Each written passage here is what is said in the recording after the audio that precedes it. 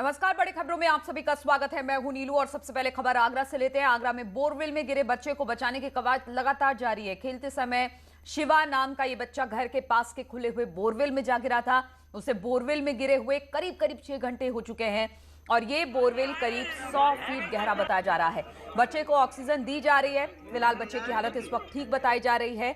ये पूरा मामला निबोहरा इलाके के रामपुर गांव का बताया जा रहा है, जहां पर प्रशासन के साथ साथ एसडीआरएफ की टीम और सेना रेस्क्यू में जुट गई है। न्यूज 18 की मुहिम है कि हर हाल में शिवा को बचाना है और इस पर हमारी सुबह से कवरेज भी जारी है। हम दिखा रहे हैं वो छोटा सा बच्चा, 3 साल का बच्चा शिवा, जो कि बोरवेल में गिरा है और अब वहां पर टीम पहुंच गई है। सेना के जवान, एसडीआरएफ की टीम पहुंच गई है ताकि इस बच्चे को सकुशल बाहर निकाला जा सके। हम भी ये खबर लगातार दिखा रहे हैं और हम भी यही कामना कर रहे हैं कि बच्चा सकुशल इस बोरवेल से निकल जाए। आज सुबह करीब 7:30 बजे के आसपास ये बच्चा इस बोरवेल में गिर गया था खेलते वक्त और तभी से इसको निकालने की कवायद चल रही है। हालांकि जो टीमें थी बचाने के लिए, रेस्क्यू टीमें थी, वो थोड़ी देर से पहुंची है, लेकिन अब फुल फ्लेजेड तरीके से इस बच्चे को निकालने का काम चल रहा है। लड़का को ऑक्सीजन दिया जा रहा है, हेल्दी है, उनका मूवमेंट है बॉडी में। तो अभी आर्मी आई है। आर्मी में जो रेस्क्यू करने वाला जो उनका टीम है वो आई है। अभी हम प्लान किया है कि किस डायरेक्शन में खुदाई होगी। कम से कम 100 फुट खुदाई करके उसके बाद लेटरल टनल एक डालेंगे। लेटरल टनल के द्वारा लड़का को रेस्क्यू करेंगे। ये प्लान ऑफ एक्शन है। अभी बच्चे की स्थिति है? अभी हेल्दी है। अभी हम एक कैमरा भेज के उसका वीडियो देखा गया है। वो अपना हाथ पैर चला रहा है और ठीक है। और इसी पर बातचीत करने के लिए और सीधी तस्वीरें वहां से दिखाने के लिए आरिफ आगरा से हमारे साथ जुड़ गए हैं। आरिफ, वहां पर इस वक्त क्या देख पा रहे हैं? किस तरह से बच्चे को निकालने के लिए रेस्क्यू चल रहा है?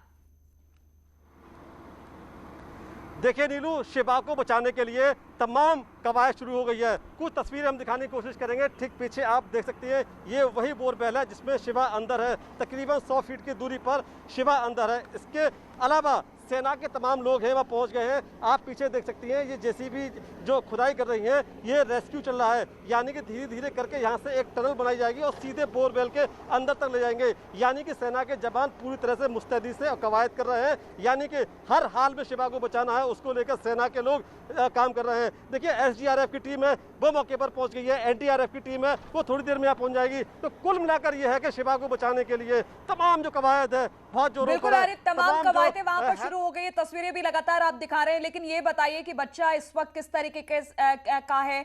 क्या मॉनिटर किया जा रहा है उसे कि बच्चा बिल्कुल सकुशल है वहां पर, और किस तरह से प्लान ऑफ एक्शन के साथ इस बच्चे को निकालने की कवायद चल रही है? देखिए, बच्चे के बचाने के लिए सबसे बड़ा ज़रूरी है वो है ऑक्सीजन, और ऑक्सीजन बच्चे को दी जा रही है। यानी कि ऊपर से पाइप के जरिए ऑक्सीजन बच्चे तक पहुंचाई जा रही है। जो यहाँ के एक्सपर्ट हैं वो कह रहे हैं बच्चा एकदम सही है, वो सांस ले रहा है, आराम से अंदर है। लेकिन जब तक बच्चा सही सलामत नहीं निकल आएगा तब तक कह पाना बड़ा मुश्किल है। लेकिन हालात, आप कुछ तस्वीरें और देखिए। ये जो आप बोरवेल देख रही हैं, इसी बोरवेल के अंदर शिवा है और सेना के तमाम जवान खड़े हैं, एसडीआरएफ की टीमें यहाँ मौजूद है। तो कुल मिलाकर देखिए, फिर वही बात है कि शिवा को बचाने के लिए बड़े ज़बरदस्त तरीके से कवायद की जा रही है और सेना के लोग दावा कर रहे हैं कि बहुत स्पीड से बच्चे को रिकवर कर लिया जाएगा। हमारे साथ सेना के कुछ एक अधिकारी मौजूद हैं। सर, किस तरह से ऑपरेशन चल रहा है? अभी हमने इनिशियल असेसमेंट किया है सिचुएशन का, और जब रेकी हमने की उसमें पता चला कि बच्चा लगभग 95 से 100 फीट नीचे है और हमने एक दिशा डिसाइड की है और वहाँ से हम खुदाई कर रहे हैं। हमारी कोशिश ये है कि सबसे पहले हम नीचे 95 फीट तक पहुँचेंगे और उसके बाद हॉरिजॉन्टल टनल खोद के बच्चे तक पहुँचने की कोशिश करेंगे।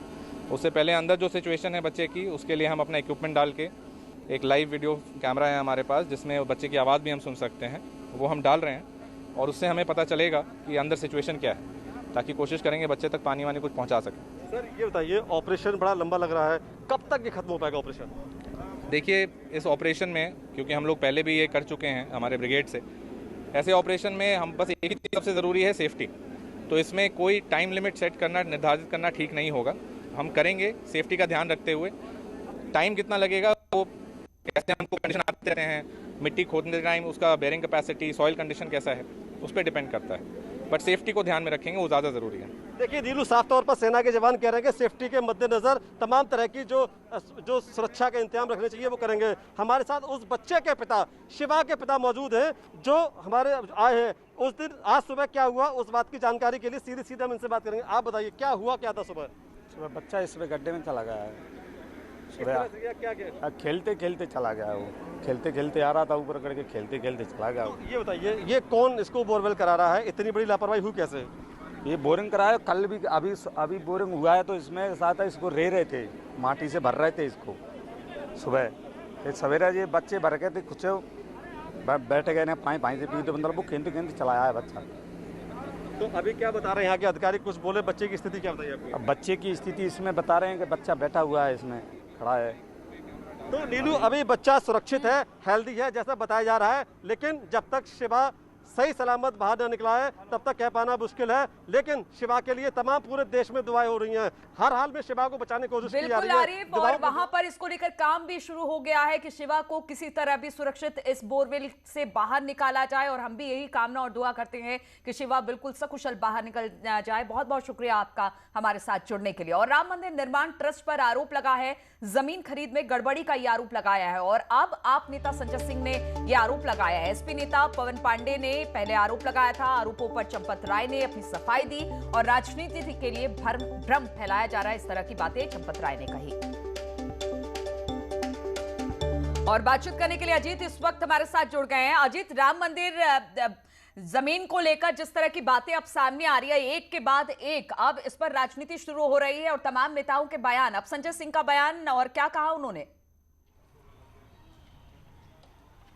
देखिए, बिल्कुल जिस तरह से इस पूरी जमीन के मसले को लेकर सियासत शुरू हो गई, लगातार आरोप और प्रत्यारोप का दौर भी शुरू हो गया। पवन पांडे ने सीधे तौर पर कहा कि मेरे पास दस्तावेज हैं और ये दस्तावेज सरकारी हैं, इसे कोई मैंने अपने घर से नहीं बनाया, ना मैंने समाजवादी पार्टी के दफ्तर पर छपा। उनका सीधे तौर पर आरोप है कि इस पूरे मामले की सीबीआई जांच कराई जाए, जिससे दूध का दूध और पानी का पानी हो जाए। वहीं जो राम हनुमानगढ़ी के महंत थे राजू दास, उनका सीधे तौर पर कहना है कि अगर कोई गड़बड़ी हुई है तो जांच होनी चाहिए। लेकिन जिस तरह संजय सिंह ने और पवन पांडे ने आरोप लगाया, उन्होंने कहा कि करोड़ों हिंदुओं की आस्था से खिलवाड़ किया गया और अगर बात झूठी निकली तो 50-50 करोड़ रुपए की मानी हानि का दावा किया जाएगा। जबकि एक नया मामला सामने आ गया है।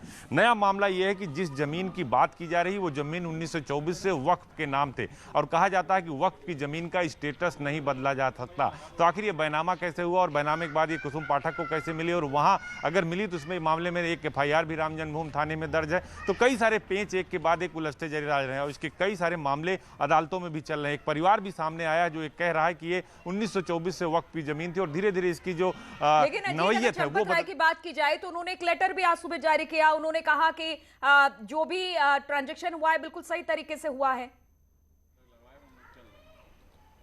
देखिए, चंपत राय की तरफ से कल भी ये कहा गया था कि हम अपना काम करेंगे, हमारे ऊपर तो गांधी की हत्या का भी आरोप लग गया था और वो अपना काम करें।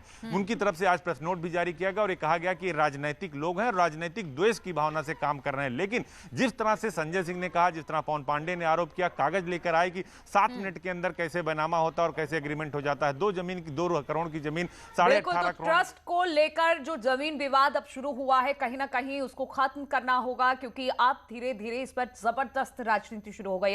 बहुत बहुत शुक्रिया आपका अजित हमारे साथ जुड़ने के लिए। रुकेंगे छोटे से ब्रेक के लिए।